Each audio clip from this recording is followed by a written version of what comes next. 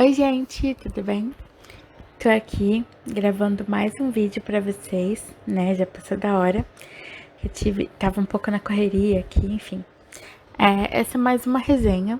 Eu tô fazendo as resenhas, algumas resenhas nos últimos vídeos, no vídeo passado e nesse vídeo, porque na verdade, essa resenha de hoje já era pra ter gravado desde o começo do ano. Mas eu acabei não gravando, enfim, por inúmeros motivos. E aí, tá atrasado, então eu preferi gravar agora, tá? Antes de começar e de falar sobre o livro, queria agradecer aos novos inscritos no canal. É, Obrigada por terem se inscrito aqui no meu espaço, por compartilharem, por assistirem, curtirem e comentarem os meus vídeos. É muito importante pra mim ter vocês aqui. E se puder, comenta, curta, compartilha, dê sugestões. Se vocês quiserem mais alguma resenha de livro, pode falar aqui nos comentários.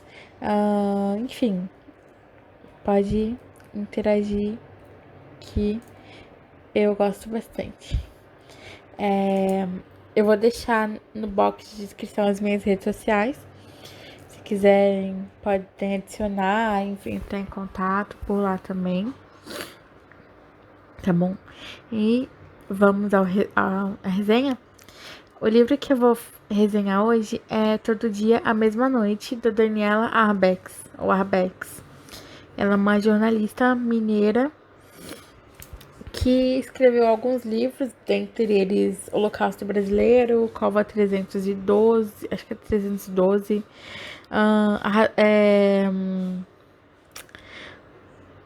Arrastados, que fala sobre o acidente em Brumadinhos.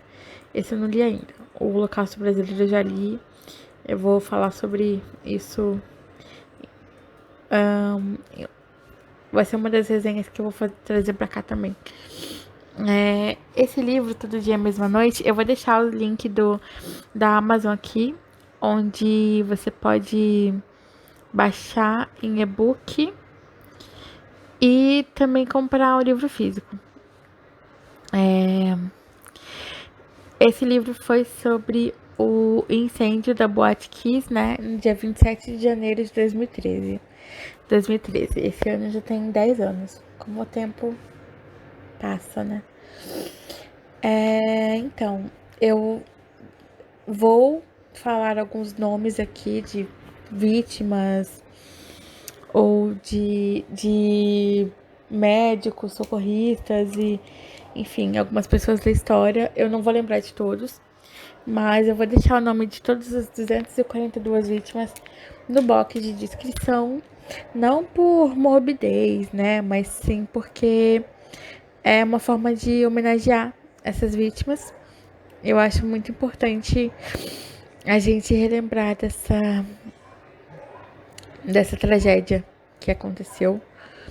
Então eu vou deixar os nomes aqui, tá bom? Vamos lá. O livro começa falando sobre o dia anterior ao dia 27, né? Ou seja, dia 26. Que foi um sábado, tava quente lá na cidade. E o Carlos, acho que se eu não me engano, é Carlos Dornelles. Ele era médico, socorrista, que trabalhava lá na unidade móvel e de Santa Maria. E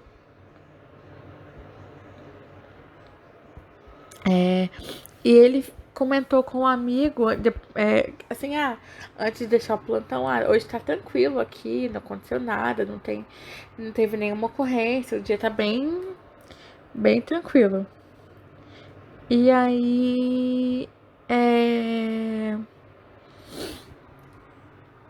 quando ele passa o plantão pro colega seguinte, ele comenta e aí ele fala, daqui a pouco tem alguma coisa, né, enfim. É... E aí, assim, ele vai pra casa, vai curtir o dia com a esposa, né? Vai sair com os amigos, enfim. Por volta de 3:30 da manhã, o colega dele liga pra ele e fala: Dornelles, vem, tem fogo aqui. Aí ele, fogo onde, né? Aí ele, é na Kiss, é na Kiss. E aí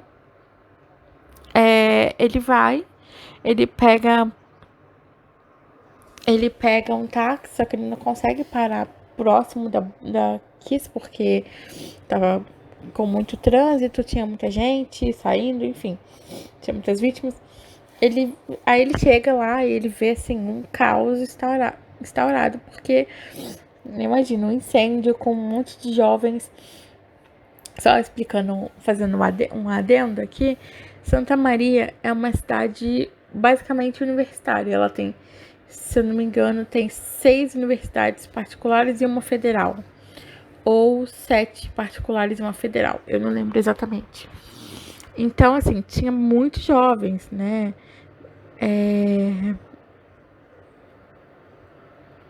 E aí, assim, tem muito, né? Tem muitos jovens. Então, assim, a vida começa depois da meia-noite, né? E aí, É... E aí o que acontece? Ele vê aquele monte de jovens e ele começa a atender os jovens que ele pode e começa a pedir reforços para ambulância, para corpo de bombeiro, para tudo. E as vítimas começam a ser encaminhadas para os hospitais, né? E aí, assim, é um caos, tá todo mundo, ninguém sabe o que aconteceu, já tem muitas vítimas mortas e tem outras vítimas que estão bem, mas tem que ser atendidas, enfim. É bem complicado, né? E aí tem uma hora que ele vai pro hospital para ver o que ele pode fazer. E o chefe lá do hospital, um dos médicos, fala: Olha, Dornelles, vê aqui que você pode. Como é que. Eu quero que você sente nessa mesa e comece a fazer ligações, entrar em contato com quem for, porque a gente precisa de reforços por causa dessas vítimas. E aí ele começa a ligar, né? Ele começa a ligar para quem ele pode, e aí ele consegue. É, ele consegue alguns helicópteros, porque não dava pra. Não tinha como levar as vítimas de qualquer jeito, né? As vítimas que podiam ser transferidas. Então precisa de helicóptero, precisa de avião, enfim. E aí ele consegue. E aí, assim, aí mostra alguns familiares, né? Por exemplo, eu vou citar aqui alguns. A Ita e o Romero, eles estavam em Manuel Viana, que é uma cidade mais ou menos a 4 horas de Santa Maria. E aí eles tinham duas filhas que estavam na boate, né? A Grace e a Patrícia. Que estavam com o marido da Patrícia e o namorado da Grace. E aí, assim, eles ficam chocados. Ela não tá na cidade, mas eles voltam pra lá. E aí começam a procurar as filhas e os hospitais estão muito confusos, ninguém sabe onde é que estão. Enfim, tá uma confusão. E ao mesmo tempo tem outras famílias já procurando, né? A Nadir e o Sérgio, eles estão procurando o Augusto. Porque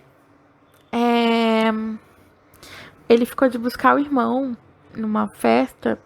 O irmão era mais novo, ficou de buscar o irmão e ele não apareceu.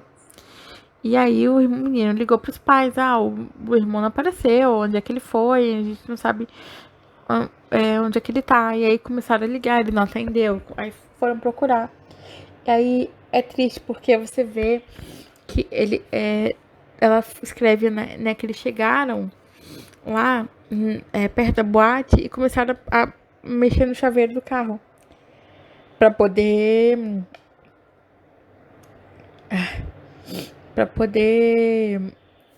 destravar o carro, né?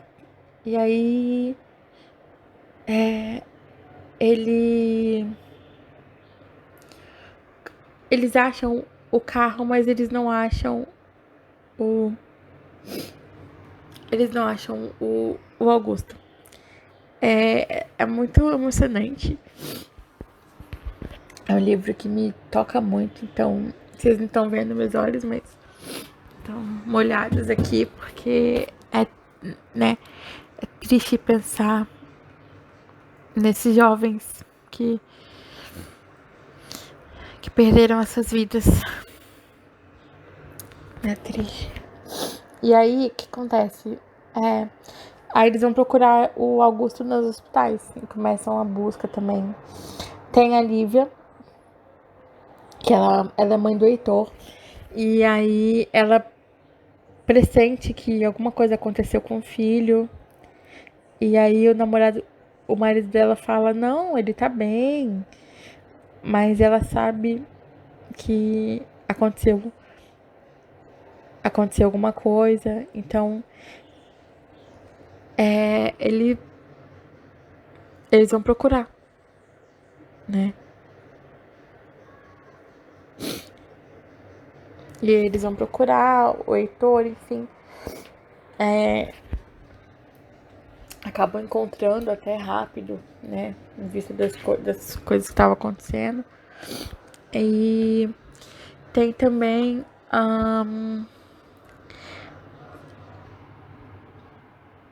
Tem também o chefe da Lívia, né? Ele é pai do Silvio. O nome dele. Esqueci o nome dele. Eu lembro que o nome da mãe dele, esposa dele é Marta. O filho deles também foi na Kiss, né? Tem a Marise foi procurar o Lucas, né? Que é o filho dela. Ele também tava na Kiss com a namorada. Tinha sido aniversário da namorada. E é triste porque a namorada sobreviveu e ele não. E enfim. Tem vários. Tem o Augusto, outro Augusto, filho da Aparecida, ele era adotado, era filho único. E aí, né, é como se a vida tivesse acabado, né, pra esses pais. Mas todo mundo ficou procurando, né. E aí, também tinha. Também tinha a Ligiane e o Flávio, que são pais da Andriele. É uma história, assim, essa parte, assim, me toca bastante, porque a Andriele, ela tinha ido comemorar o aniversário de várias amigas. Aí tava numa comemoração, tinham vários amigos. Tinha ela, a Vitória, a Gilmara, a Mirella e a Flávia, que estavam aniversariando em janeiro, então foram comemorar os aniversários. E tinha outros amigos também. Tinha Marilyn e tinha o Danley e um outro amigo, o Mike. Só que o Mike foi o único que sobreviveu. Ele conseguiu sair a tempo. Os outros, não. E aí, a Ligiane, ela fica procurando a Andriele, mas quando ela chega no hospital, todo mundo os médicos, né, falam, não, a sua filha a sua filha tá bem, a sua filha tá viva. E aí eles começam a procurar e ela fala, sua filha tá aqui. Aí ela vai e acha e vê uma menina que tem um nome parecido, mas não era ela. E aí elas começam a procurar e ela fala, quando achar uma, vão achar todas. Que é o que realmente acontece. eles foram encontrados no Farrezão, no estádio para onde os, as vítimas, os corpos foram encaminhados.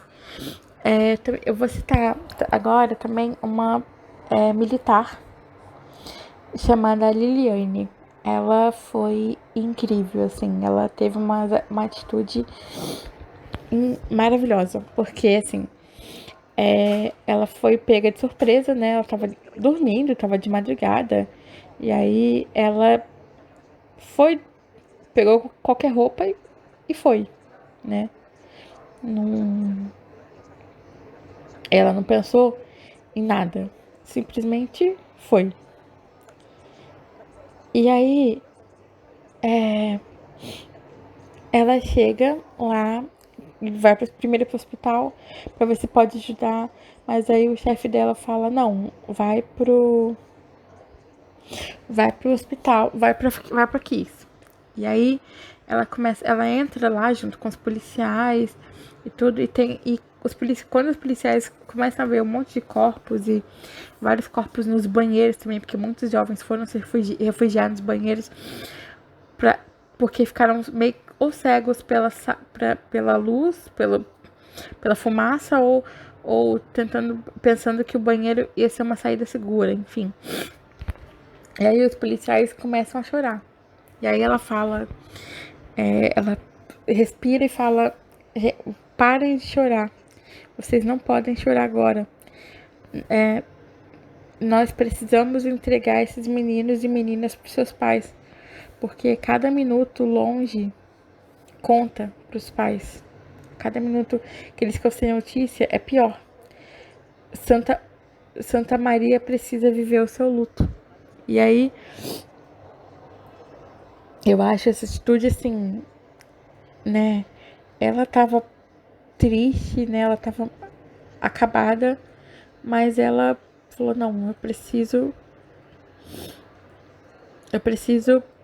ajudar, eu preciso ajudar essas vítimas, eu preciso entregar esses meninos e meninas para os seus pais, né? E aí ela faz isso,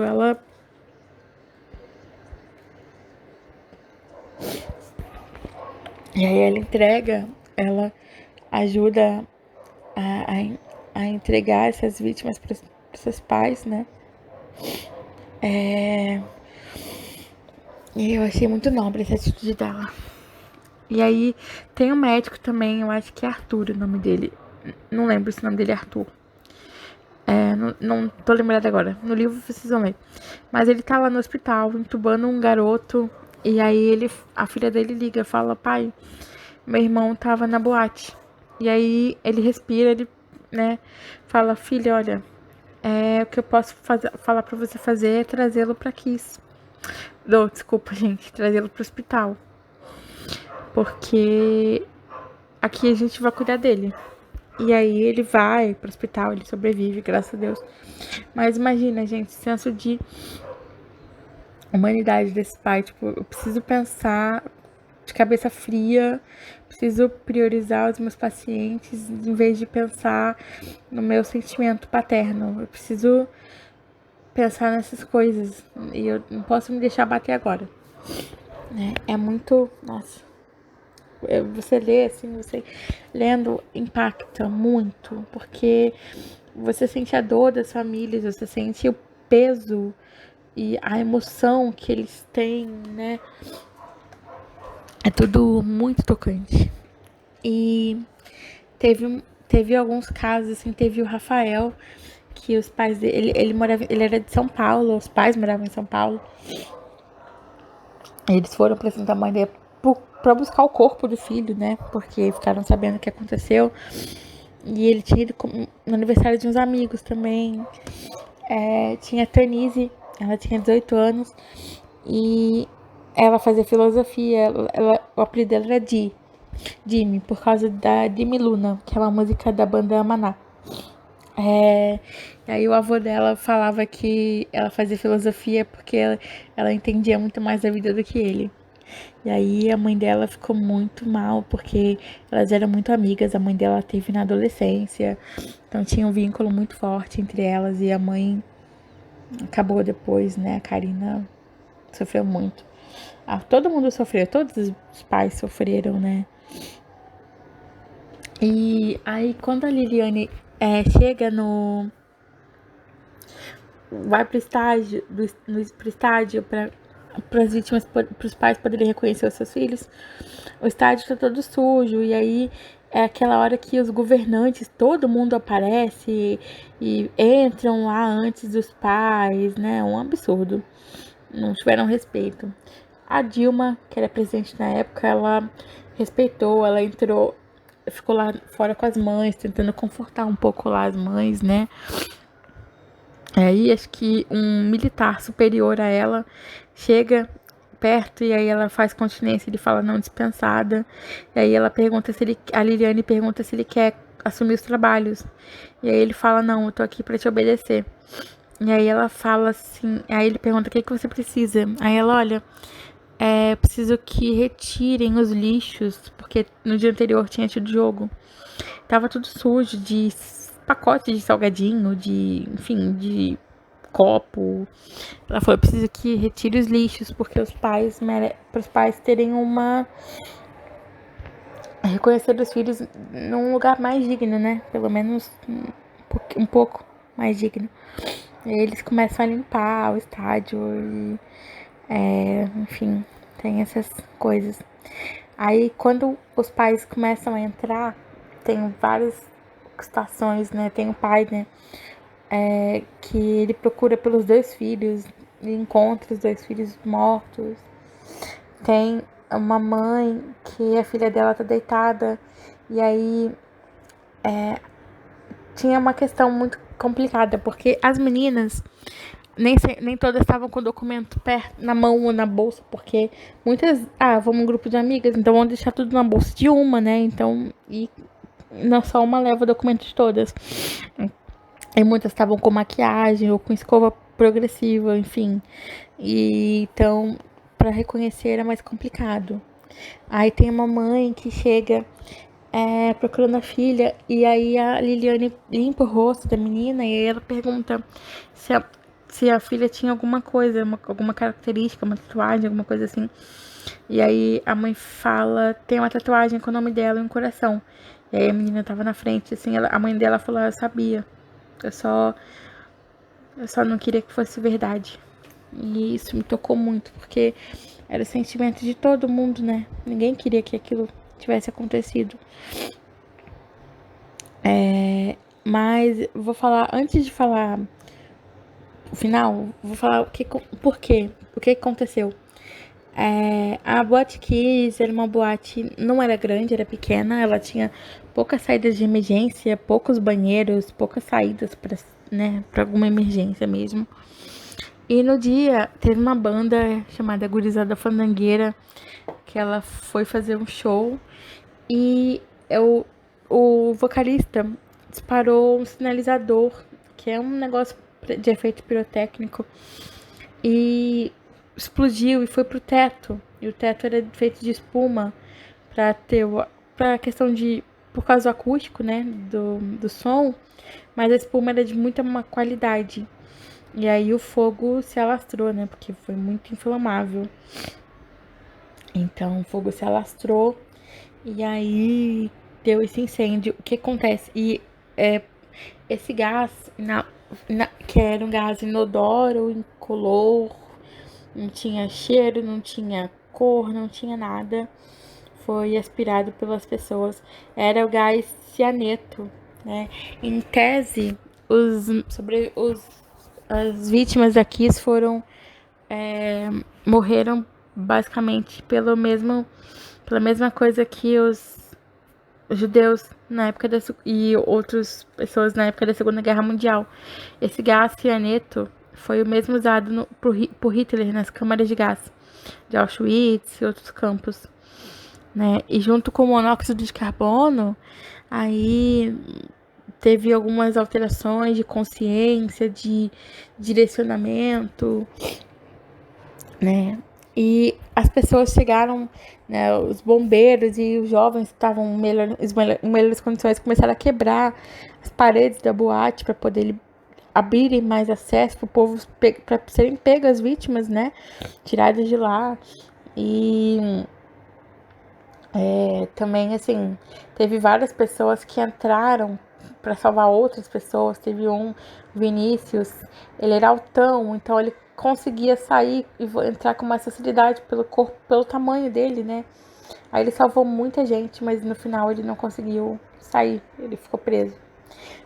Teve um membro da banda também, acho que é Danilo o nome dele, ele era sanfoneiro, ele também não conseguiu sair, ele era, acho que talvez por causa do instrumento, né, o peso da sanfona impediu a saída dele, ele acabou falecendo também. Ai, gente, se eu for falar aqui de todas as vítimas e cada um tem uma história, cada um tem tinha uma vida linda pela frente. Morreram funcionários daqui também, né?